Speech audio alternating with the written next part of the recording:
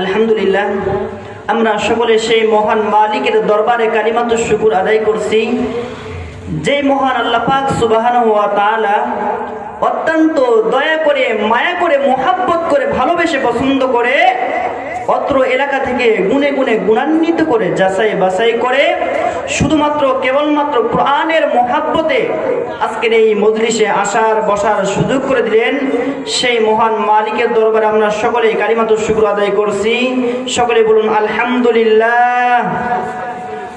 অতঃপর লক্ষ কোটি দরুদ ও সালাম মানবতার শ্রেষ্ঠ বন্ধু বিশ্ব নবী, বিশ্ব নেতা, যে নবী আইয়ামে জাহিলাতের যুগে এসে অসভ্য মানুষগুলোকে সভ্য বানিয়েছেন, অভদ্র মানুষগুলোকে ভদ্র বানিয়েছেন, কোরআন নামে সংবিধান দিয়া কোরআনের রাজ কায়েম করিয়া মদিনার পাক ভূমিতে শায়িত আছেন।